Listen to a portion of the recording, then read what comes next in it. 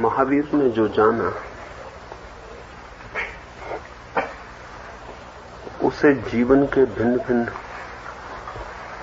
तलों तक पहुंचाने की अथक चेष्टा की है। कल हम सोचते थे कि मनुष्य से नीचे जो मूक जगत है उस तक महावीर ने कैसे संवाद किया, कैसे वो प्रतिध्वनित किया जो उन्हें अनुभव हुआ है। दो बातें छूट गई थीं, वो विचार कर लेनी चाहिए।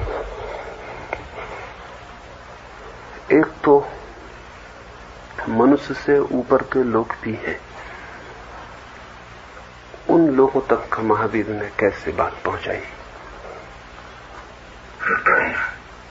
और मनुष्य तक उन्होंने पहुंचाने के क्या क्या उपाय खोजे। देवलोक तक बात पहुंचानी सर्वाधिक सरल है।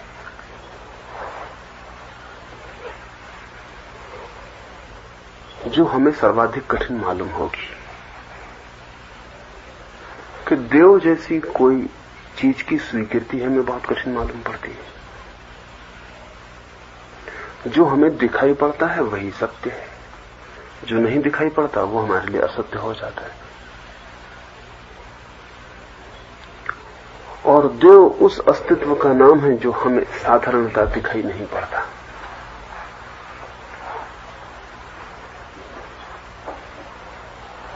लेकिन थोड़ा सा भी श्रम किया जाए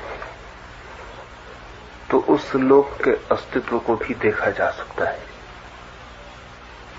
उससे संबंधित भी हुआ जा सकता है। और साधारणता ये ख्याल है, जैसा भी पूछा भी, साधारणता ये ख्याल है कि देव कहीं और, प्रेत कहीं और रहते हैं, हम कहीं और। ये बात एकदम ही गलत है। जहां हम रह रहे हैं ठीक वहीं देव भी हैं, प्रेत भी हैं। प्रेत वे आत्माएं हैं जो इतनी निकृष्ट हैं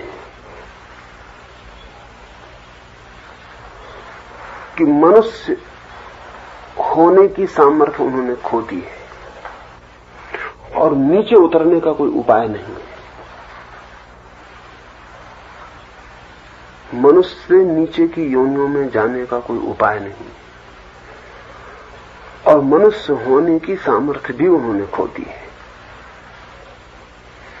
तो वे एक कठिनाई में हैं, वे नीचे की योनियों में जा नहीं सकती। मनुष्य की देह उन्हें उपलब्ध नहीं होती। ऐसी आत्माएं प्रतीक्षा करेंगी तब तक जब तक या तो उनके योग्य गर्भ उन्हें उपलब्ध हो जाए या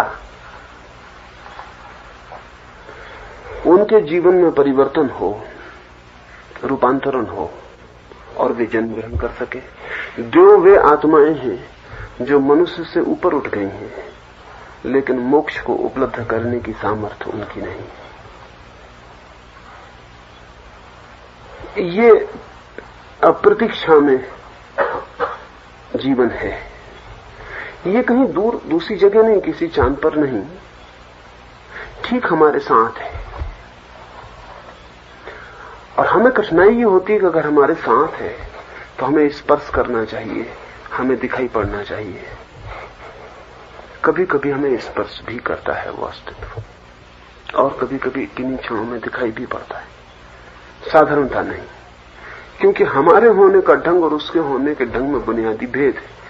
इसलिए दोनों एक ही जगह मौजूद होके भी एक दूसरे को काटने, एक दूसरे की जगह घेरने का काम नहीं करते। जैसे इस कमरे में दिए जल रहे हैं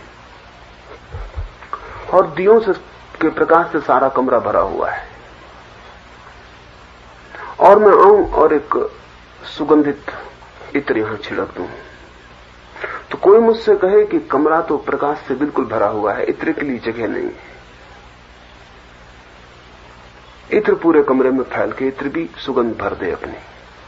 प्रकाश भी भरा था कमरे में, सुगंध भी भर गई कमरे में। न सुगंध प्रकाश को छूती है, न प्रकाश सुगंध को छूता है, न एक दूसरे को बाधा पड़ती है इससे कि कमरा पहले से भरा है। उन दोनों का अलग अस्तित्व है। प्रकाश का अपना अस्तित्व है, सुगंध का अपना अस्तित्व है। दोनों एक दूसरे को न काटते न छूटते, दोनों पैरेलल समानांतर चलते हैं।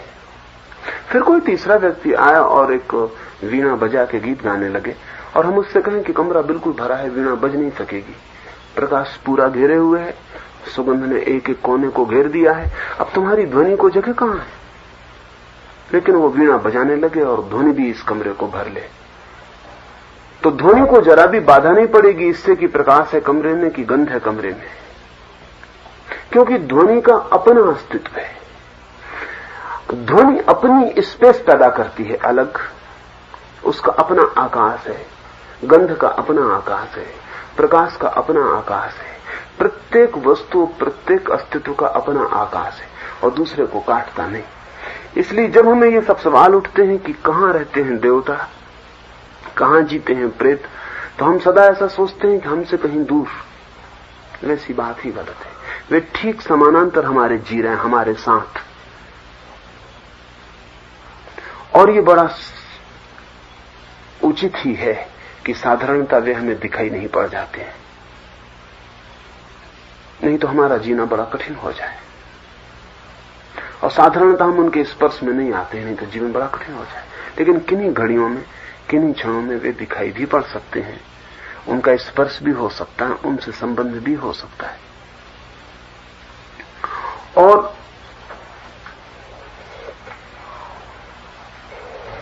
महावीर या उस तरह के व्यक्तियों के जीवन में निरंतर उनका संबंध और संपर्क है, जिसे परंपराएं समझाने में एकदम असमर्थ है। वे बातचीत ऐसे ही हो रही है जैसे दो व्यक्तियों के बीच हो रही है, महावीर की या इंद्र की या और देवताओं की। उस बातचीत में कहीं भी ऐसा नहीं है कि कोई कल्पनालोक में बात हो रही हो। वे अत्यंत सामने आमने बात हो रही है। और किसी एक के साथ ऐसा नहीं हो रहा है, बुद्ध के साथ भी वैसा हो रहा है, जीसस के साथ भी वैसा हो रहा है।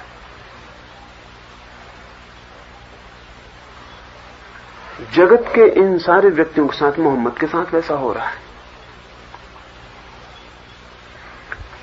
ऐसा प्रतीत होता है कि हमारे भीतर भी कुछ उनसे संबंधित होने का मार्ग है, लेकिन प्रसुप्त है। मनुष्य के मस्तिष्क का शायद 1/3 भाग काम कर रहा है, 2/3 भाग बिल्कुल ही काम नहीं कर रहा। इससे वैज्ञानिक भी चिंतित है। अगर हम एक आदमी की खोपड़ी को काटें तो 1/3 हिस्सा केवल सक्रिय है, बाकी 2/3 हिस्सा बिल्कुल निष्क्रिय पड़ा हुआ है। शरीर में और कोई चीज निष्क्रिय नहीं है, सब चीजें सक्रिय हैं। सिर्फ मस्तिष्क का 2/3 हिस्सा बिल्कुल निष्क्रिय पड़ा हुआ है, जिसका कोई उपयोग नहीं हो रहा है। वैज्ञानिकों को भी ये ख्याल आना शुरू हुआ है कि ये 2/3 हिस्सा जीवन के किन्हीं तलों को स्पर्श करता होगा अगर सक्रिय हो जाए। अब जैसे उदाहरण के लिए कुछ बातें हम समझें। आपकी आंख देखती है क्योंकि आंख से जुड़ा हुआ मस्तिष्क का हिस्सा सक्रिय है। अगर वो हिस्सा निष्क्रिय हो जाए, आपकी आंख देखना बंद कर देती है। यह भी हो सकता है अंधे आदमी की आंख बिल्कुल ठीक हो, लेकिन मस्तिष्क का वो हिस्सा जिससे आंख सक्रिय होती है निष्क्रिय पड़ा है, तो बिल्कुल ठीक आंख भी नहीं देख सकेगी। एक लड़की मेरे पास आती थी। उस लड़की का किसी से प्रेम था और घर के लोगों ने उस विवाह को इंकार कर दिया और उस लड़की को, उस युवक को देखने की भी मनाही कर दी। सख्त पाबंदी लगा दी, उसे बिल्कुल घर के भीतर कैद कर दिया। वो लड़की दूसरे दिन अंधी हो गई। उसको सब चिकित्सकों को दिखाया, उन्होंने कहा कि आंख तो बिल्कुल ठीक है। जांच पड़ताल की, लेकिन ये भी पक्का है कि उसे दिखाई नहीं पड़ता। उसे दिखाई भी नहीं पड़ रहा और आंख बिल्कुल ठीक है। वो मित्र मुझे कहे कि बड़ी मुश्किल में हम पड़ गए। पहले तो हमने समझा कि वो सिर्फ धोखा दे रही, क्योंकि हमने उस पर रुकावट लगाई इसलिए धोखा दे रही। लेकिन अब तो डॉक्टर भी कहते हैं कि आंख तो ठीक है लेकिन उसे दिखाई नहीं पड़ रहा। मानसिक अंधापन है, उसे मेंटल ब्लाइंडनेस है। मानसिक अंधापन का मतलब यह है कि मस्तिष्क का वो हिस्सा जो आंख से जुड़ के आंख को दिखाने का काम करता है बंद हो गया। जैसे ही उस लड़की को कहा कि जिसे वो प्रेम करती उसे अब नहीं देख सकेगी, हो सकता है उसके मस्तिष्क को यह ख्याल आया कि अब देखने का कोई अर्थ ही नहीं। जिसे हम प्रेम करते हैं उसे ही न देख सके तो अब देखने की भी क्या जरूरत है। और मस्तिष्क का वो हिस्सा बंद हो गया और आंख ने देखना बंद कर दिया। बहुत से प्राणी हैं, बहुत सी योनियां हैं जिनके पास मस्तिष्क का वो हिस्सा है जो देख सकता है लेकिन निष्क्रिय है, तो उन प्राणियों में आंखें पैदा नहीं हो पाएंगी। ऐसे प्राणी हैं जिनके पास कान नहीं है, वो हिस्सा है जो सुन सकता है लेकिन निष्क्रिय है, इसलिए कान पैदा नहीं हो पाए। मनुष्य की 5 इंद्रियां हैं अभी,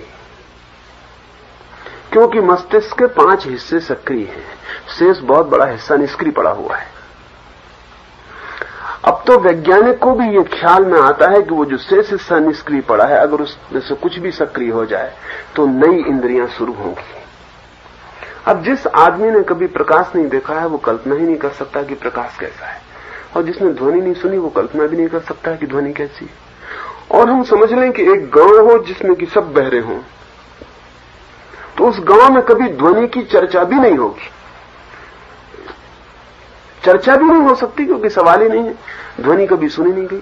और अगर उन बहरों को कोई किताब मिल जाए जिसमें लिखा हो कि ध्वनि होती थी या कहीं ध्वनि होती है, तो वे सब हंसेंगे और कहेंगे ये कैसी बात है, ध्वनि यानी क्या, ध्वनि कहां है, किस जगह है, हम कहां ध्वनि को पकड़े, कहां ध्वनि हमें मिलेगी। उनके सब प्रश्न संगत होते हुए भी व्यर्थ होंगे। हमारे मस्तिष्क के बहुत से हिस्से हैं जो निष्क्रिय हैं, और अगर वे सक्रिय हो जाएं तो जीवन और अस्तित्व की अनंत संभावनाओं से हमारे संबंध जुड़ने शुरू होते हैं। जैसे कि थर्ड आई की, तीसरी आंख की बात निरंतर हम सुनते हैं, वो अगर सक्रिय हो जाए, वो हिस्सा जो हमारी दोनों आंखों के बीच का निष्क्रिय हिस्सा है अभी, अगर वो सक्रिय हो जाए तो हम कुछ ऐसी बातें देखना शुरू कर देते हैं जिनकी हमें कल्पना ही नहीं। हवाई जहाज में अगर आप बैठ के इंजन के पास गए हों तो आपने रडार देखा होगा जो 100 मील या 150 मील आगे तक के चित्र देता रहता है। इसलिए अब पायलट को हवाई जहाज के भीतर बैठ के बाहर देखने की कोई जरूरत नहीं है, और बाहर देखने का कोई प्रयोजन भी नहीं, क्योंकि हवाई जहाज इतनी गति से जा रहा है कि अगर चालक देख भी ले कि सामने हवाई जहाज है तो भी उसे बचाया नहीं जा सकता टकराने से, क्योंकि जब तक वो बचाएगा तब तक टकरा ही जाएगा, गति इतनी तीव्र है। तो अब तो उसे 150-200 मील दूरी की चीजें दिखाई पड़नी चाहिए। 200 मील पर उसे दिखाई पड़ेगी बादल है तो अभी वो बचा सकता है, और बचाते बचाते वो 200 मील पार कर जाएगा, यानी बचा पाएगा तब तक बादल के आगे या नीचे ऊपर हो जाएगा।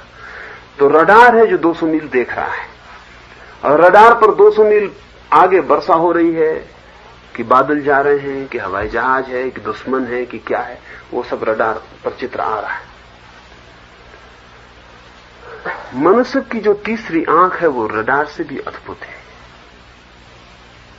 उसमें कोई स्थान और काल का सवाल ही नहीं, 200 मील का सवाल नहीं है। वो एक बार सक्रिय हो जाए तो कहीं भी क्या हो रहा है उसके प्रति ध्यानस्थ होकर उस होने को तत्काल पकड़ा जा सकता है। उस तीसरी आंख की संभावना यह भी है कि आगे क्या होगा उसकी बहुत सी संभावनाएं पकड़ी जा सकती हैं, पीछे क्या हुआ है ये संभावनाएं भी पकड़ी जा सकती हैं। मस्तिष्क का एक और हिस्सा है जो अगर सक्रिय हो जाए तो हम दूसरे के मन में क्या विचार चल रहे हैं उनकी झलक पा सकते हैं, और हमारे मन में क्या विचार चल रहे हैं अगर हम बिना वाणी के उन्हें दूसरे में डालना चाहें तो दूसरे में डाला भी जा सकता है। सवाल है कि मस्तिष्क के हमारे और हिस्से कैसे सक्रिय हो जाएं। मस्तिष्क का एक हिस्सा है जो सक्रिय होने से देवलोक से जोड़ देता है। उस जुड़ जाने के बाद जो हमारा दर्शन, हम खुद मुश्किल में पड़ जाएंगे क्योंकि हम दूसरों को बता नहीं सकते कि ये हो रहा है। स्वीडनबर्ग एक अद्भुत व्यक्ति हुआ। 800 मील दूर एक मकान में आग लग गई है 12 बजे, और वो किसी के मित्र के घर ठहरा है, और वो एकदम से चिल्लाया कि पानी लाओ, आग लगी, और भागा और बाल्टी भर के पानी लेके आ गया खुद। तो मित्रों ने कहा कहां आग लगी है?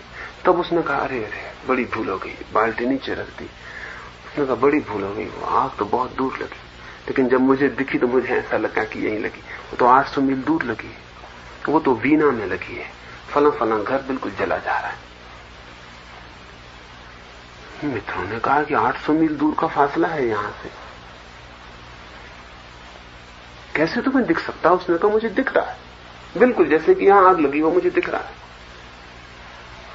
3 दिन लग गए खबर लाने में, लेकिन ठीक जिस जगह उसने बताई थी आग लगी थी, और जिस जगह उसने बताई थी कि उसके बाद मकान पर चोट नहीं पहुंची, उस मकान तक आग लगी और बुझ गई है, तो वहीं तक चोट पहुंची थी और आग नहीं लगी थी। उसने देवताओं के संबंध में बहुत अद्भुत बातें कही हैं। संभवतः यूरोप में देवलोक के संबंध में जानकारी रखने वाला वो पहला आदमी। उसने एक किताब लिखी हेवन एंड हेल, स्वर्ग और नरक, बड़ी अद्भुत किताब है, जिसमें उसने आंखों देखे वर्णन दिए, लेकिन उन पर तो भरोसा करने की बात नहीं उठती एकदम से, क्योंकि हमारे लिए तो वो कुछ भी सब बेमानी है कि ऐसा कहीं हो रहा है। लेकिन सुंडनबर्ग की जिंदगी में और ऐसी घटनाएं थीं जिनकी वजह से लोगों को मजबूर होना पड़ा कि जो वो कहता होगा वो ठीक कहता होगा। एक सम्राट ने यूरोप के उसे अपने घर बुलाया और उससे कहा मेरी पत्नी मर गई है, तुम उससे संबंध स्थापित करके मुझे कहो कि वो क्या कहती। उसने दूसरे दिन आके खबर की कि तुम्हारी पत्नी कहती है कि फला फला अलमारी में ताला पड़ा है, चाबी उसकी खो गई, वो तुम्हारी पत्नी के वक्त नहीं खो गई थी, तो उसका ताला तोड़ना पड़ेगा। और उसमें उसने तुम्हारे नाम एक पत्र लिख के रखा है, और उस पत्र में उसने ये लिखा है, पत्नी को मरे 15 साल हो गए, वो अलमारी कभी खोली नहीं गई थी, बड़ा सम्राट है, बड़ा महल है, चाबी खोजी गई, चाबी नहीं मिल सकी है उसकी, वो पत्नी के पास ही हुआ करती थी। फिर ताला तोड़ा गया है, निश्चित उसमें एक बंद लिफाफे में पत्र रखा हुआ जो 15 साल पहले उसकी पत्नी ने उसे लिखा था, और उसे खोला गया, और जो इबारत स्वीडनबर्ग ने उसे बताई है वो इबारत उस पत्र में है।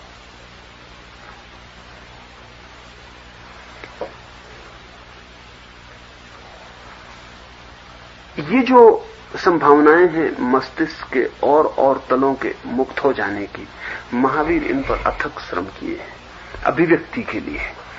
अगर देवलोक के साथ अभिव्यक्ति करनी है तो हमारे मस्तिष्क का एक विशेष हिस्सा टूट जाना चाहिए, एक द्वार खुल जाना चाहिए। वो द्वार न खुल जाए तो उस लोक तक हम कोई खबर नहीं पहुंचा सकते। जैसे मनुष्य तक खबर पहुंचानी हो तो शब्द का द्वार होना चाहिए, नहीं तो पहुंचाना बहुत मुश्किल हो जाएगा। वैसे उस लोक से भी मस्तिष्क के कुछ द्वार खुलने चाहिए। और हमें कठिनाई क्या होती है कि जो हमारी सीमा है इंद्रियों की, उससे अन्यथा को स्वीकार करना बहुत मुश्किल हो जाता। एक आदमी पिछले महायुद्ध में, दूसरे महायुद्ध में ट्रेन से गिर पड़ा, और ट्रेन से गिरने के बाद एक अद्भुत घटना घटी जो कभी नहीं घटी थी जमीन पर। ऐसे बहुत लोगों ने कहा था, लेकिन वैज्ञानिक उसका विश्लेषण नहीं हो सका था। गिर जाने से उसे दिन में आकाश में तारे दिखाई पड़ने लगे। उसके मस्तिष्क का एक हिस्सा जो निष्क्रिय भाग है वो सक्रिय हो गया चोट लगने से, और उसे दिन में आकाश में तारे दिखाई पड़ने। तारे होते नहीं है, वो तो रहते तो हैं, लेकिन सूरज के प्रकाश में ढक जाते हैं और हमारी आंख समर्थ नहीं है उनको देखने में। लेकिन उस आदमी को दिन में तारे दिखाई पड़ने लगे। पहले तो लोगों ने समझा वो पागल हो गया, लेकिन जो जो उसने सूचनाएं दी वे बिल्कुल सही थी। तारे वहां थे, और जब प्रयोगशालाओं ने सिद्ध कर दिया कि जहां वो जो बताता है वहां वो है इस वक्त, तब फिर बड़ा मुश्किल हो गया। लेकिन वो आदमी घबरा गया था और उस आदमी को बड़ी मुश्किल हो गई थी, तो उस आदमी के सिर का ऑपरेशन करना पड़ा ताकि उसे दिन में तारे दिखाई पड़ने बंद हो जाएं, नहीं तो बहुत मुश्किल में पड़ गया, उसका सब मस्तिष्क चकरा गया। एक आदमी दूसरे महायुद्ध में युद्ध में चोट खाया, अस्पताल में भर्ती किया गया, और उसे ऐसा लगा कि आसपास कोई रेडियो चला रहा है, तो उसने सब तरफ देखा, अस्पताल में तो कोई रेडियो नहीं चल रहा है, लेकिन उसे साफ सुनाई पड़ रहा है। चोट लगने से कान उसका इस भांति रेडियो सेंसिटिव हो गया कि वो जिस नगर में था 10 मील के आसपास के किसी भी स्टेशन को उसका कान पकड़ने लगा, और बंद करने का कोई उपाय नहीं था।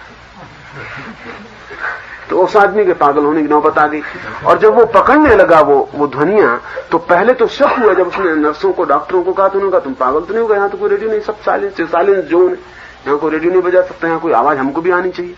पर उसने कहा कि फला गीत की कड़ी आ रही है, इसके बाद ये कड़ी आ रही, इसके बाद ये कड़ी आ रही। वे गए भागे हुए, सामने के होटल में जाके रेडियो खोला, वो कड़ियां आ रही थी। फिर तो उन्होंने तालमेल बिठाया। वो तो जो इस नगर में थी ये घटना, उस नगर के स्टेशन का सब पकड़ लेता था। मस्तिष्क का उसका एक हिस्सा सक्रिय हो गया था जो हमारा सक्रिय नहीं। तब उसका ऑपरेशन करना पड़ा, क्योंकि वो हिस्सा अगर सक्रिय रहे तो उसकी जिंदगी मुश्किल हो जाए। क्योंकि रेडियो को तो हम बंद कर सकते हैं, वो बेचारा बंद नहीं कर सकता, वो चलता चला जाए। हमारे मस्तिष्क की संभावनाएं अनंत हैं, लेकिन हमें तो स्वभावतः जितनी संभावना हमारी प्रकट हुई है उसके आगे सब अंधकार मालूम पड़ता है। वो मालूम पड़ेगा ही, वो हमें मालूम पड़ेगा ही। ये जो अभी रूस में एक वैज्ञानिक फयादेव, उसने 1000 मील तक टेलीपैथिक संदेश भेज के नया चमत्कार उपस्थित किया है। और रूस में इसलिए बहुत महत्वपूर्ण है क्योंकि रूस इस तरह की बातों पर अनायास विश्वास करने के लिए कतई तैयार नहीं। फयादेव ने मॉस्को में बैठ के तिफलिस नगर के 1000 मील के फासले पर, तिफलिस नगर में उसके मित्र एक बगीचे की झाड़ी में छिपे हुए हैं और पूरे वक्त वायरलेस से संबंध है उनका। और वो मित्रों से कहते हैं कि 10 नंबर की बेंच पर एक आदमी आके बैठा है, तुम उसे मॉस्को से सुझाव देके सुला दो। फयादेव कहता है मैं 5 मिनट में उसे सुला दूंगा। वो 5 मिनट तक मॉस्को में बैठकर चित्त को एकाग्र करके 1000 मील दूर तिफलिस के फला बगीचे में 10 नंबर की बेंच पे जो आदमी बैठा हुआ है उसकी तरफ तीव्र प्रवाह से विचार भेजता है। और वो आदमी 5 मिनट बाद सो जाता है वहीं बेंच पर। लेकिन उसके मित्र कहते हैं कि हो सकता है वो थका मांदा हो और अनायास सो गया हो। तो तुम उसे 3 मिनट के भीतर अगर उठा दो अब वापिस, तो वो उसे फिर वापस सुझाव भेजता है उठने के। वो आदमी 3 मिनट के भीतर उठाता है। वे मित्र उस आदमी के पास जाते हैं और उससे पूछते हो अजनबी आदमी, उससे पूछते तुम्हें कुछ लगा तो नहीं? उसने कहा सच में हैरानी की बात है, कुछ लगा जरूर, पहले मैंने ख्याल नहीं किया। जैसे मैं बेंच पे आके बैठा कोई मेरे भीतर जोर से कहने लगा सो जाओ सो जाओ सो जाओ। और मैं बिल्कुल थका मांदा नहीं था, मैं तो सिर्फ किसी की प्रतीक्षा करने इस बगीचे में आकर बैठा हूं, कोई आने वाला उसकी प्रतीक्षा कर रहा हूं। लेकिन इतने जोर से आया ये सो जाने का ख्याल मुझे कि मैं सो गया। और अभी भी किसी ने मुझे जोर से कहा कि उठो उठो, 3 मिनट के भीतर उठ जाना। मेरी को समझ में नहीं आ रहा क्या बात हो गई है। फिर तो फयादेव ने बहुत प्रयोग करके बताए, जिनमें उसने ये स्थापित कर दिया कि विचार की तरंगें भी संप्रेषित होती हैं बिना वाणी के। सोहन यहां बैठी हुई, उसके घर में पहली या दूसरी दफा मेहमान था, तो वो रात आके मेरे बिस्तर के नीचे बिस्तर लगा के सो गई। और उसने मुझसे कहा कि मैं तो आपसे कभी कुछ पूछती नहीं, सिर्फ एक सवाल मुझे पूछना, आपकी मां का नाम क्या है? तो उससे मैंने कहा ये भी कोई पूछने की बात है, तू आंख बंद कर, तुझे जो पहला नाम आ जाए बोल दे। अगर वो कहती कि इससे कैसे होगा, कैसे पता चलेगा, तो फिर मैं उसे बता देता, क्योंकि वैसा कहने वाला व्यक्ति फिर संवेदनशील नहीं हो सकता था। उसने बात मान ली, उसने कुछ भी नहीं पूछा, उसने आंख बंद कर ली और उसने कहा कि सरस्वती। मैंने कहा वही मेरी मां का नाम। पर उसे विश्वास न पड़ा। उसने कहा कि मैं ही कैसे मानूं, पता नहीं, आप कोई भी नाम में हां भर दें आप किसी भी नाम में हां भर दें। तो मैंने कहा ये तो इतनी कठिन बात नहीं है, तो मेरी मां से भी मिल लेना, और ये तो पता लगाया था, तो ये झूठ कितनी देर चल सकती। अब उसमें क्या हुआ? कुछ भी नहीं हुआ। वो जब 2 मिनट शांत होकर लेट गई, तब मैं मन में सरस्वती सरस्वती दोहराता रहा। और वो चूंकि उत्सुक थी जानने को, इसलिए उसके विचार शांत हो गए और ये शब्द टेलीपैथिकली ट्रांसफर हो गया। ये शब्द उसके मन में प्रतिध्वनित हो गया। उसने कह दिया कि सरस्वती। ये उसको पता नहीं कैसे आ गया। थोड़े से इस पर प्रयोग करके देखना। रास्ते पर आप चले जा रहे हैं, थोड़े से प्रयोग इसलिए करता हूं ताकि आपको कुछ ख्याल हो सके।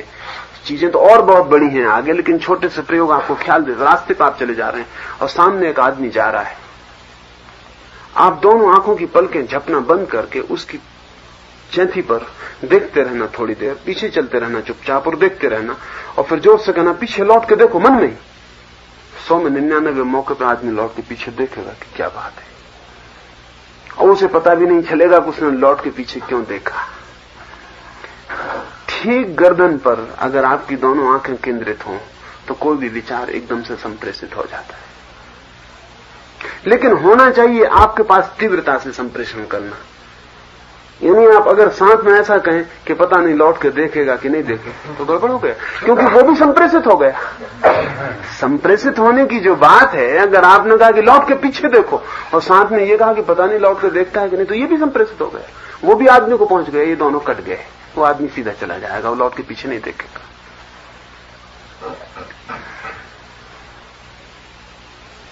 हमारे मस्तिष्क की और संभावनाओं का हमें ठीक ठीक बोध नहीं है।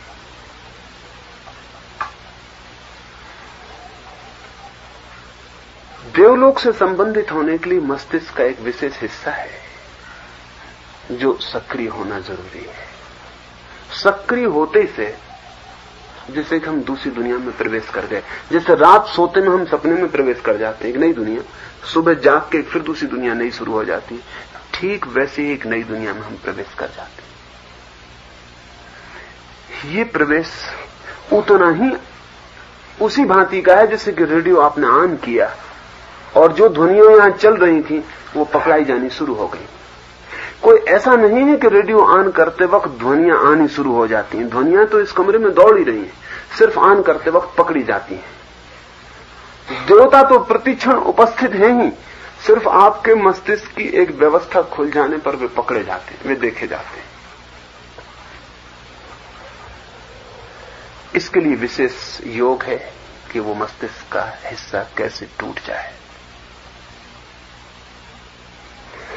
उस पर 2-3 बातें ख्याल में लेनी चाहिए। एक बात तो कि अगर कोई व्यक्ति समग्र चेतना से सारे शरीर को छोड़कर सिर्फ दोनों आंखों के बीच में आज्ञा चक्र पर ध्यान को स्थिर करता रहे, तो जहां हमारा ध्यान स्थिर होता है वहीं सोए हुए केंद्र तत्काल सक्रिय हो जाते हैं। ध्यान सक्रियता का सूत्र है। शरीर में किन्हीं भी केंद्रों पर ध्यान जाने से सक्रिय हो जाते हैं। जैसे एक ही ख्याल हमें है, सेक्स के सेंटर का अधिक लोगों को अनुभव है। कभी आपने ख्याल किया कि जैसे ही आपका ध्यान सेक्स की तरफ जाएगा, विचार जाएगा, सेक्स सेंटर तत्काल सक्रिय हो जाएगा। जागते में भी नहीं, सोते में भी अगर स्वप्न में भी सेक्स की तरफ ख्याल गया तो सेक्स सेंटर फौरन सक्रिय हो जाएगा। सिर्फ ध्यान जाते से ही, सिर्फ जरा सी कल्पना उठते से भी वासना की सेक्स का सेंटर फौरन सक्रिय हो जाएगा। एक सेंटर का हमें सामान्य ख्याल है, इसलिए मैं उदाहरण के लिए कहता हूं। दूसरे सेंटर्स का हमें सामान्यतया बोध नहीं है, फिर भी 1-2 सेंटर का थोड़ा थोड़ा हमें बोध है। जैसे कोई आदमी नहीं मिलेगा जो कहे कि मुझे किसी के प्रति प्रेम हो गया और प्रेम की बात करते वक्त सिर पे हाथ रखे, कोई आदमी नहीं मिलेगा। प्रेम की बात करते वक्त हृदय पे हाथ रखने वाला आदमी मिलेगा। स्त्रियां तो आमतौर से जब प्रेम की बात करेंगी तो उनका हाथ हृदय पे चला जाएगा, वो बिल्कुल ही चला जाएगा। वहां सेंटर है जो प्रेम का ध्यान आते ही सक्रिय होता है। लेकिन जैसे कोई चिंतित है और विचार में सक्रिय है तो उसका सिर पे हाथ जा सकता है, माथा को जा सकता है। चिंतित व्यक्ति को ऐसा नहीं होगा कि कहीं और चला जाए, क्योंकि चिंतित व्यक्ति जहां विचार सक्रिय होता है उसी सेंटर के आसपास उसकी स्मृति का बोध जाएगा। आज्ञा चक्र वो जगह है, लोब्सांग रेम्पा या दूसरे लोग जिसे थर्ड आई कहते हैं, वो जो तीसरी आंख की जगह है। अगर सारा ध्यान वहां केंद्रित हो जाए तो करीब करीब भीतर एक आंख के बराबर का टुकड़ा बिल्कुल ओपन हो जाता है, खुल जाता है, टूट जाता है। ऐसा कोई ऊपर से खोजने जाएगा तो पता नहीं चलेगा, लेकिन भीतर अगर वहां ध्यान केंद्रित हो तो ध्यानी व्यक्ति को निरंतर पता चलेगा कि कोई चीज वहां टूट रही है, कोई छेद वहां हुआ जा रहा है, कोई हैमरिंग वहां चल रही है। और जिस दिन वो उसे लगता है कि छेद हो गया, उसी दिन उसे वे चीजें जिन्हें हम देव कहें, प्रेत कहें, उनसे उसके सीधे संबंध स्थापित हो जाते हैं जो हमारे संबंध नहीं।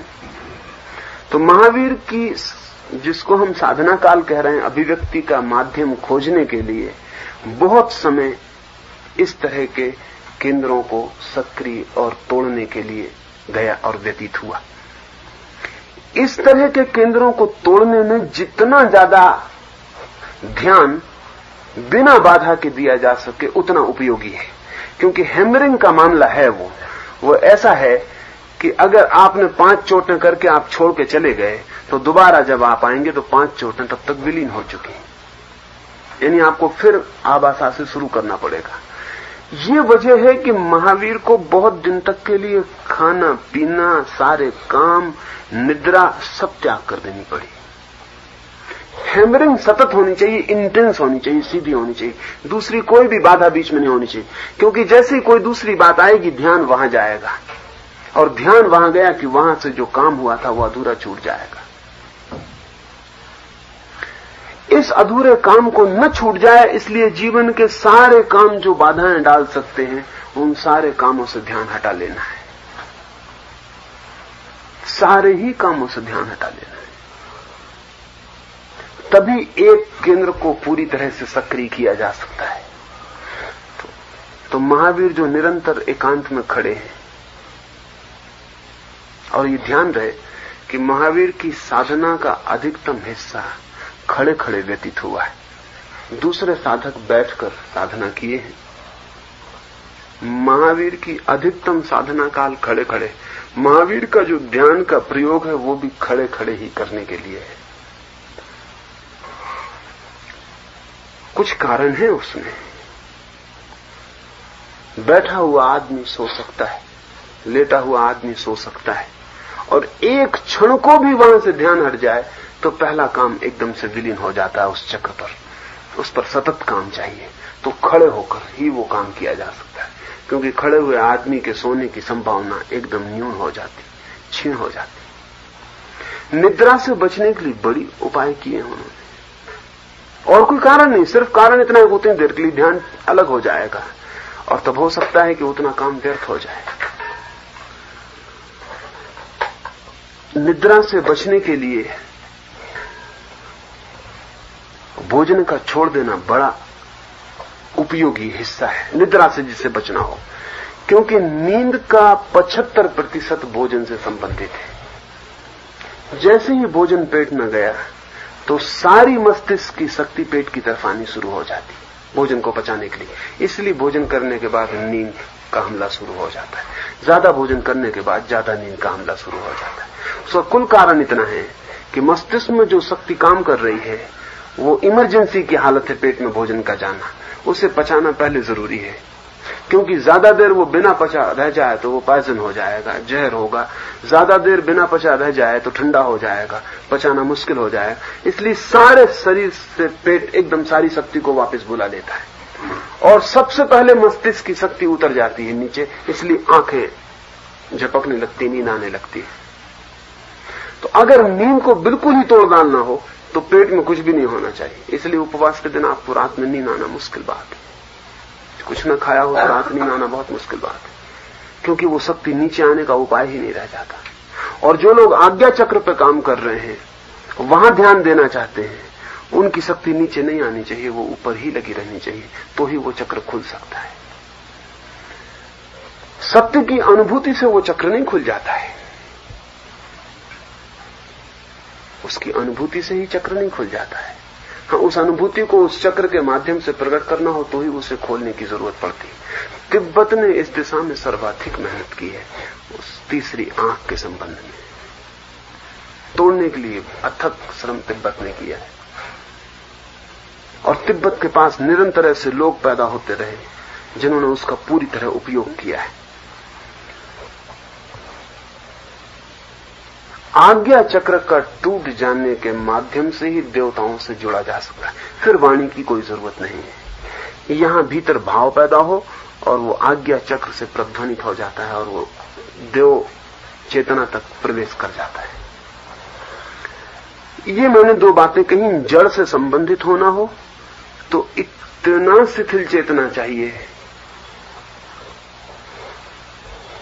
कि जड़ के साथ तादात्म्य स्थापित हो जाए, और मनुष्य से ऊपर की योनियों से संबंधित होना हो तो इतनी एकाग्र चेतना चाहिए कि आज्ञा चक्र टूट जाए। सर्वाधिक कठिन मनुष्य के साथ है कठिनाई। मनुष्य से संबंधित होने के लिए महावीर ने कोई 3 प्रयोग किए हैं। सबसे पहला प्रयोग तो यह है कि किसी भी मनुष्य को हिप्नोसिस की हालत में, सम्मोहन की हालत में, बेहोश हालत में कोई भी संदेश दिया जा सकता है, और उस वक्त संदेश उसके प्राणों के आखिरी कोर तक सुना जाता है। और उस वक्त चूंकि तर्क बिल्कुल काम नहीं करता, उसका विचार काम नहीं करता, चेतना काम नहीं करती, इसलिए न वो विरोध करता है न विचार करता है। जो कहा जाता है उसे चुपचाप परिपूर्ण रूप से स्वीकार कर लेता है। यहां तक कि अगर एक व्यक्ति को बेहोश करके कहा जाए कि तुम घोड़े हो गए हो, तो बराबर चारों हाथ पैर से खड़ा हो जाएगा, घोड़े की तरह आवाज करने लगेगा। वो ये मान लेगा, इसमें उसके बिल्कुल अचेतन अनकॉन्शियस तक ये बात प्रविष्ट अगर हो जाए तो जो उसे हम कहेंगे वो वही हो जाएगा। उसे कहा जाए कि तुम्हें लकवा लग गया है तो उसके शरीर को एकदम लकवा लग जाएगा, फिर वो हाथ पैर हिला नहीं सकेगा। 100 में से 30 व्यक्ति सम्मोहित हो सकते हैं, और 100 में से 30 पुरुष और 100 में से 50 स्त्रियां सम्मोहित हो सकती हैं, और 100 में से 75% बच्चे सम्मोहित हो सकते हैं। जितना सरल चित्त हो उतनी शीघ्रता से सम्मोहन प्रवेश कर जाता है। तो महावीर वर्षों तक उस पर भी काम कर रहे हैं कि सम्मोहन के द्वारा संदेश कैसे पहुंचाया जाए, लेकिन अंततः उन्होंने उस प्रक्रिया का उपयोग नहीं किया है, क्योंकि सम्मोहन के द्वारा संदेश तो पहुंच जाता है लेकिन कुछ सूक्ष्म नुकसान दूसरे व्यक्ति को पहुंच जाते हैं। जैसे उसकी तर्क शक्ति छीन हो जाती है, जैसे वो परवश हो जाता है, वो धीरे धीरे दूसरे के हाथ में जीने लगता है। मैं भी इधर सम्मोहन पर बहुत प्रयोग किया, और इसी दृष्टि से प्रयोग किया, क्योंकि घंटों मेहनत करनी पड़े तब एक बात नहीं समझाई जा सकती, और 2 मिनट बेहोश किसी को किया जाए वो बात उसमें प्रवेश कराई जा सकती है। लेकिन मैं भी इस नतीजे पर पहुंचा कि वो उस व्यक्ति में कुछ बुनियादी नुकसान पहुंच जाते हैं। संदेश पहुंच जाएगा, लेकिन वो व्यक्ति ऐसे जीने लगेगा जैसे उसकी कोई स्वतंत्रता नहीं रहेगी, परवश कोई और उसे चला रहा है ऐसा चलने लगेगा। रामकृष्ण ने विवेकानंद को जो पहला संदेश दिया है वो सम्मोहन की विधि से दिया गया है, जिसमें उनके स्पर्श से विवेकानंद को समाधि हो गई।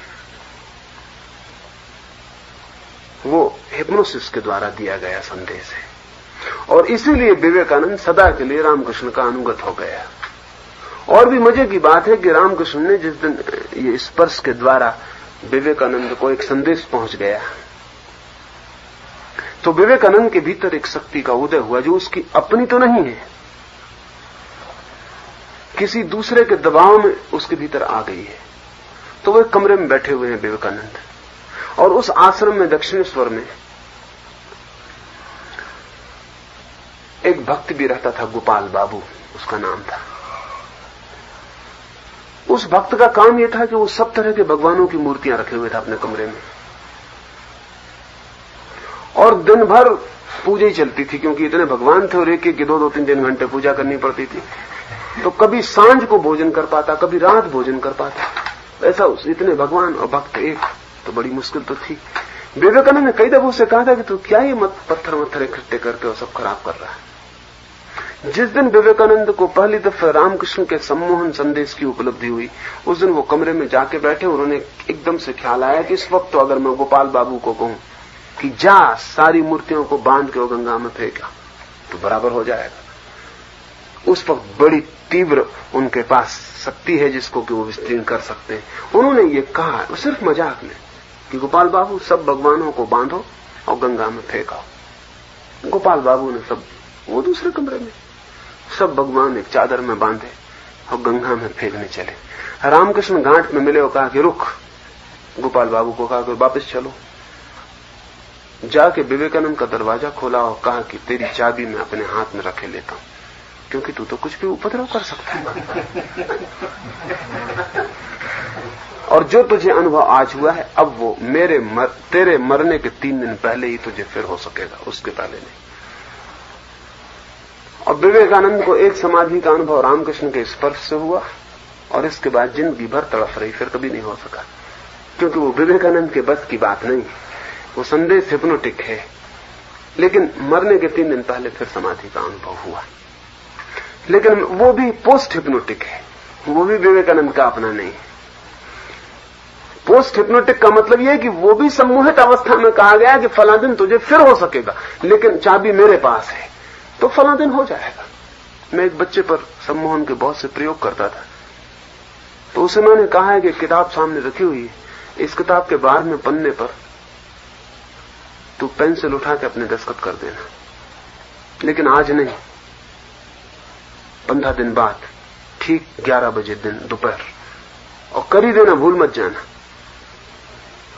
बात खत्म हो गई, वो तो होश में आ गया, अपने स्कूल जाना था, स्कूल चला गया, 15 दिन बीत गए, वो किताब वहीं टेबल पर पड़ी रही, लेकिन उसने कभी उस किताब पर दस्तखत नहीं किया। 15वें दिन उसका 10 बजे स्कूल लगता है, उसने मुझसे कहा कि आज मेरा सिर कुछ भारी, मैं स्कूल नहीं जाना चाहता।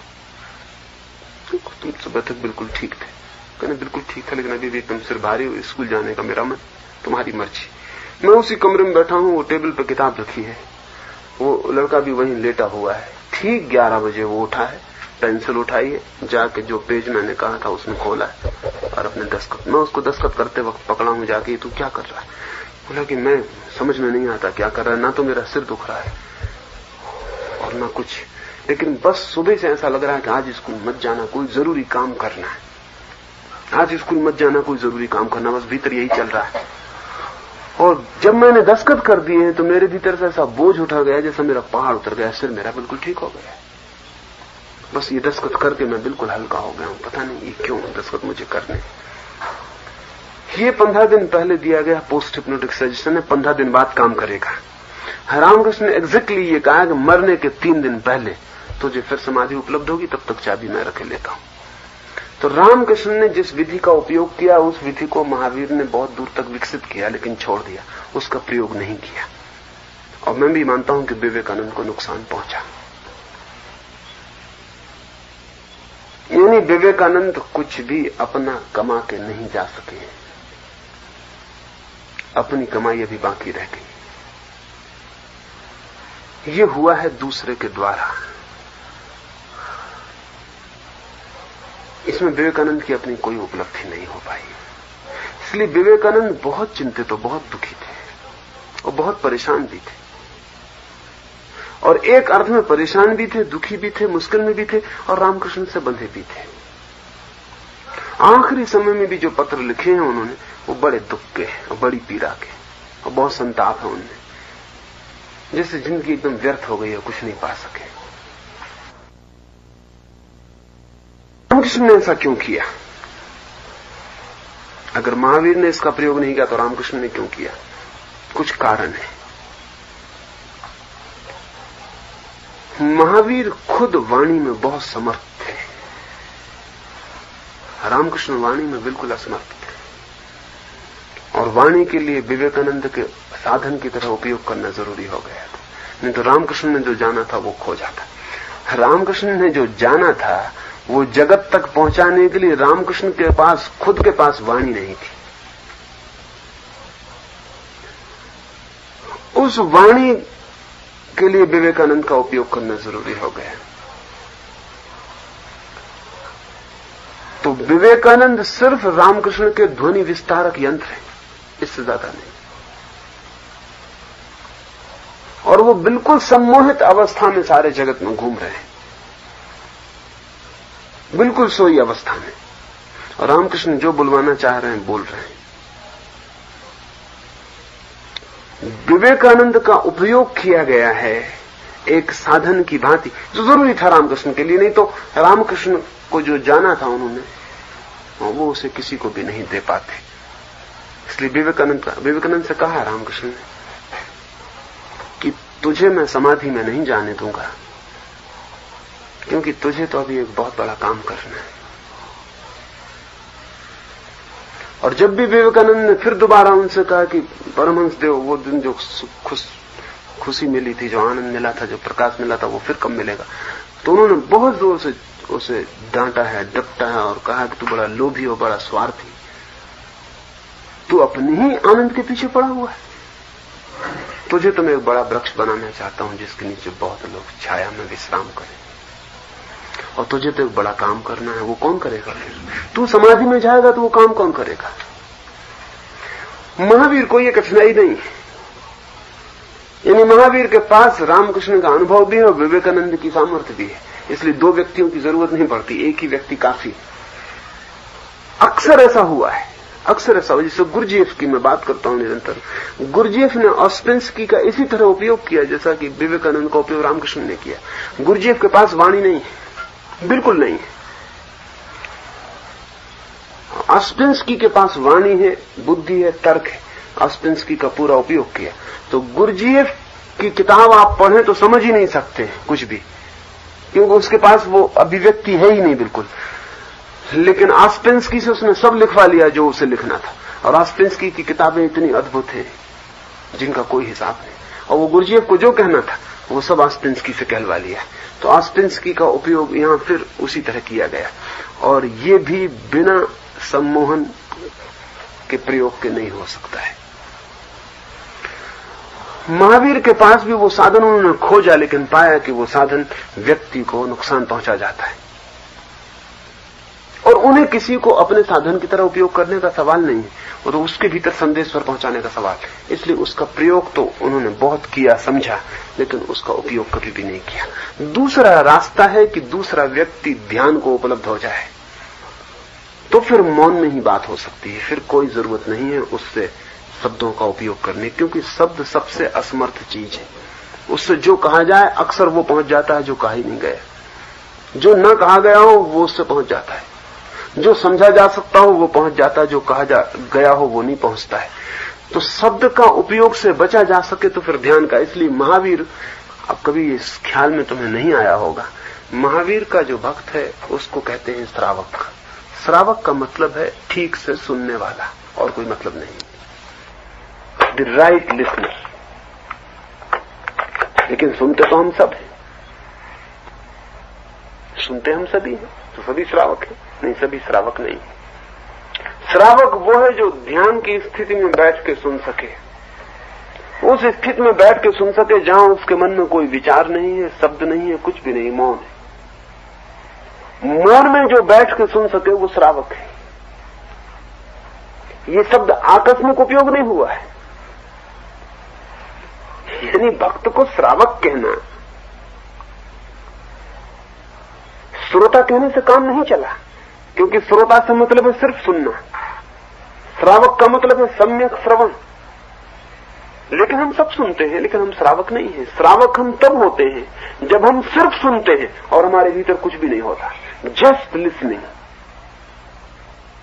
गुरजीएफ की मैं भी बात किया, गुरजीएफ ऑस्पेंस्की को इसके पहले की संदेश दे उसे श्रावक बनाना जरूरी है। वो सुन तो ले तो संदेश को ले जाए। तो ऑस्पेंस्की को एक जंगल में ले जाके 3 महीने रहा। उस मकान में 30 व्यक्तियों को वो लाया था जिनको वो श्रावक बना रहा था, राइट लिसनर्स बना रहा था। 3 महीने उन 30 लोगों को वहां रखा था और उनसे कहा था एक ही बंगले में जो सब तरफ से बंद कर दिया गया है, जिसमें बाहर जाने का उपाय नहीं है, जिसकी चाबी बाहर से गुरजीएफ खोल के कभी भीतर आता है, चाबी बंद करके बाहर जाता है। मकान सब तरफ से बंद है, भोजन का इंतजाम है, सारी व्यवस्था है। शर्त यह है कि 3 महीने ना तो कोई कुछ पढ़ेगा, न कोई कुछ लिखेगा, न कोई किसी से बात करेगा, न कोई दूसरे को रिकॉग्निशन देगा। 30 आदमी एक मकान के भीतर है। गुरजीएफ ने कहा है कि तुम ऐसे सब समझना कि एक एक ही यहां हो, 30 यहां नहीं है, 29 यहां है ही नहीं तुम्हारे अलावा। आंख से गेस्चर से भी मत बताना कि दूसरा है, उसको रिकॉग्नाइज ही मत करना, प्रतिभिज्ञा भी ना होनी चाहिए। सुबह तुम बैठोगे, कोई निकल रहा है तो निकल लेंगे ना, तुम ये भी सोचना कोई निकल रहा है, जैसे हवा गुजरती। ऐसे अगर कोई नमस्कार भी करे तो नमस्कार मत करना, क्योंकि कोई है ही नहीं है जिसको तुम नमस्कार कर सकते। आंख से भी मत पहचानना कि तुम हो, मुस्कुराना भी मत, भाव भी मत प्रकट करना। और जो आदमी इस तरह के भाव प्रकट करेगा उसे मैं बाहर निकाल दूंगा। 15 दिन में छटाई करूंगा। 15 दिन में 27 आदमी उसने बाहर कर दिए। 3 आदमी भीतर रह गए, उनमें एक रूस का गणितज्ञ ऑस्पेंस्की भी था। ऑस्पेंस्की ने लिखा है कि 15 दिन इतनी कठिनाई के थे, दूसरे को न मानना इतना कठिन था। कभी सोचा ही नहीं था ये इतनी कठिनाई हो सकती, और दूसरे की उपस्थिति को स्वीकार करने का इतना मन में भाव हो सकता है। इतना कठिन गुजरा, इतना कठिन गुजरा, लेकिन संघर्ष से, संकल्प से 15 दिन में वो सीमा पार हो गई। दूसरे का ख्याल बंद हो गया। ऑस्पेंस्की ने लिखा है, जिस दिन दूसरे का ख्याल बंद हुआ उसी दिन से पहली दफा अपना ख्याल शुरू हुआ।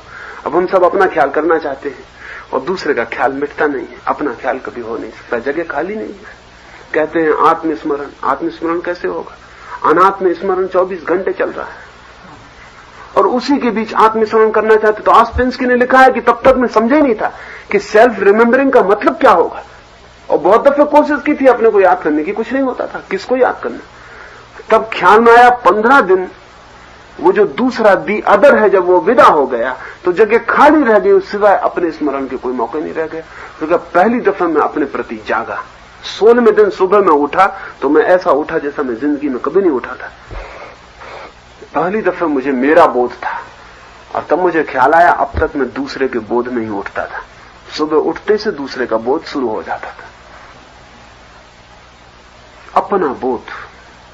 और तब वो 24 घंटे घेरे रहने लगा, क्योंकि कोई उपाय न रहा, दूसरे से भरने की जगह न रही। 1 महीना पूरे होते होते उसने लिखा है कि मैं तो हैरानी में पड़ गया। दिन बीत जाते हुए मुझे पता नहीं चलता कि जगत भी है, वहां बाहर एक संसार भी है, बाजार भी है, लोग भी हैं। से दिन बीत जाते और पता नहीं चलता, सपने विलीन हो गए। जिस दिन दूसरा भूला उसी दिन सपने विलीन हो गए, क्योंकि सब सपने बहुत गहरे में दूसरे से संबंधित थे।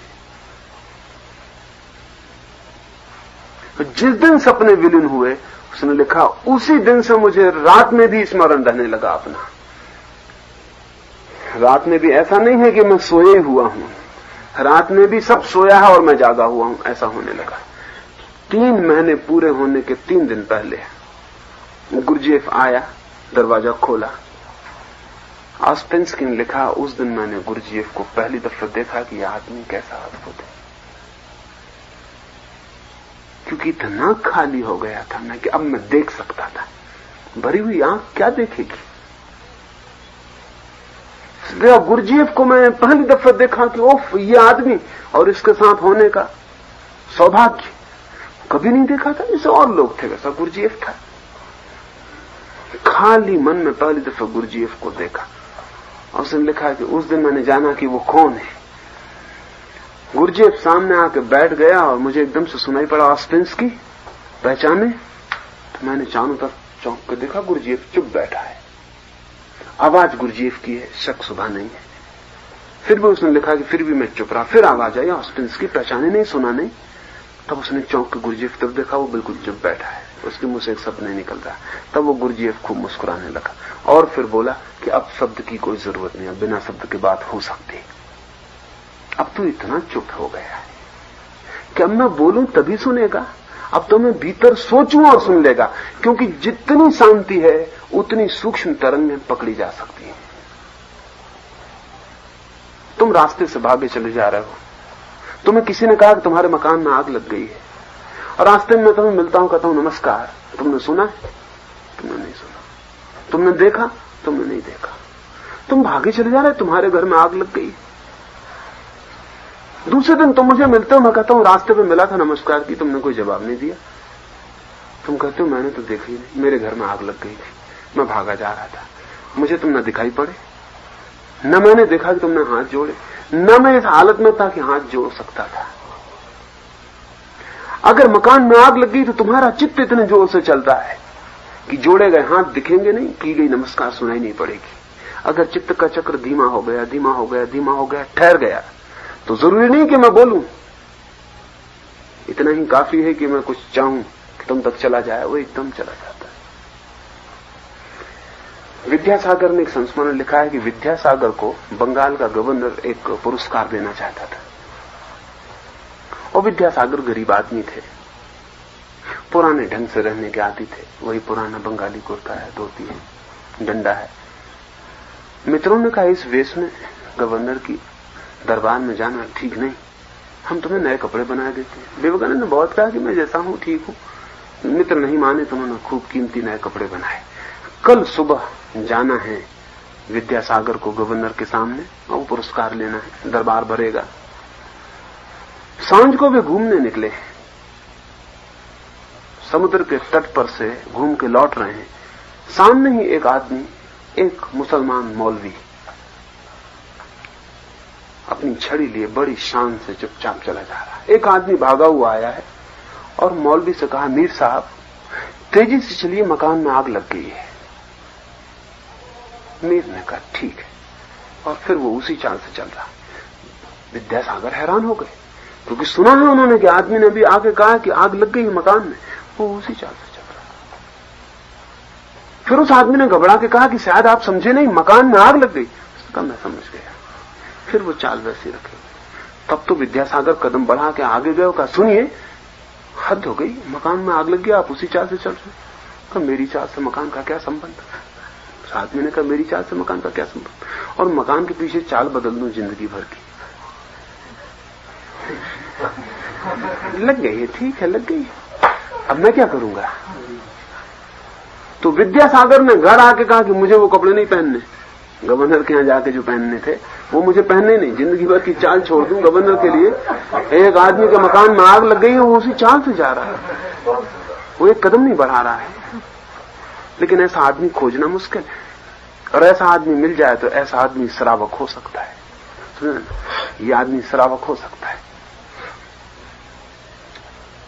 तो महावीर की सतत चेष्टा इसमें लगी फिर कि कैसे मनुष्य श्रावक बने, कैसे सुनने वाला बने, कैसे सुन सके। और सुन वो तभी सकता है जब उसके चित्त की सारी परिक्रमा जो चल रही विचार की वो ठहर जाए, तो फिर बोलने की जरूरत नहीं, वो सुन लेगा। ऐसी जो न बोली और सुनी गई वाणी है उसका नाम दिव्य ध्वनि।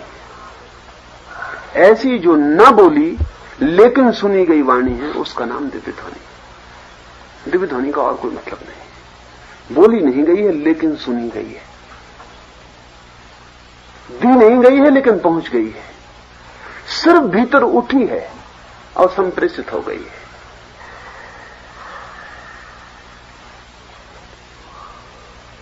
इस दिशा में बड़ा श्रम करना पड़ा। इस श्रावक बनाने की कला खोजने के लिए बड़ा श्रम करना पड़ा। अब तो हम किसी को भी श्रावक कहते हैं, जो महावीर को मानता है वो श्रावक है। श्रावक महावीर के मरने के बाद होना ही मुश्किल हो गया। तो जो महावीर के सामने बैठा था वो श्रावक था, उसमें भी सभी श्रावक नहीं थे, बहुत से श्रोता थे। श्रोता कान से सुनता है, श्रावक प्राण से सुनता है। श्रोता को शब्द बोले जाएं तो भी सुन ले, जरूरी नहीं है। श्रावक को शब्द बोलने की जरूरत नहीं है और सुनता है। ये श्रावक की राइट लिसनिंग की कला को विकसित किया, जो बड़ी से बड़ी कला है जगत में। क्योंकि जीसस लोगों को नहीं समझा पाए वो जो कह रहे थे, क्योंकि उन्होंने सिर्फ इस पर फिक्र की कि मैं ठीक ठीक कहूं, इसकी फिक्र ही नहीं की कि वो ठीक ठीक सुन सकता है या नहीं सुन सकता है।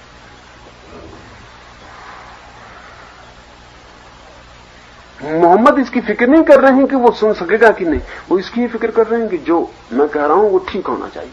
वो बिल्कुल ठीक है, लेकिन कहना ही ठीक होने से कुछ भी नहीं होता, सुनने वाला ठीक होना चाहिए, नहीं तो कहना सब व्यर्थ हो जाएगा। तुम कहोगे कुछ, सुना कुछ जाएगा, समझा कुछ जाएगा। इसलिए महावीर के दूसरे बड़े दानों में से मैं श्रावक बनने की कला को मानता हूं। जो बड़े से बड़े कंट्रीब्यूशंस में से एक है कि आदमी श्रावक कैसे बने। तो परिपूर्ण मौन, और अभी इन्होंने शब्द उठा दिया प्रतिक्रमण। प्रतिक्रमण शब्द श्रावक बनने की कला का हिस्सा है। हमें ख्याल नहीं कि प्रतिक्रमण का मतलब क्या होता है। आक्रमण का मतलब हम समझते हैं क्या होता है, आक्रमण से उल्टा मतलब होता है प्रतिक्रमण का। आक्रमण का मतलब होता है दूसरे पर हमला, और प्रतिक्रमण का मतलब होता है सब हमला लौटा लेना, वापस लौट जाना। हमारी चेतना हमलावर है साधारणता, एग्रेशन में लगी है। प्रतिक्रमण का मतलब है वापस लौट आना, सारी चेतना को समेट लेना वापस, जैसे सूर्य सांझ को अपनी सारी किरणों का जाल समेट ले। ऐसा अपनी फैली हुई चेतना को मित्र के पास से वापस बुला लेना है, शत्रु के पास से वापस बुला लेना है, पत्नी के पास से वापस बुला लेना है, बेटे के पास से वापस बुला लेना है, मकान से वापस बुला लेना है, धन से वापस बुला लेना है।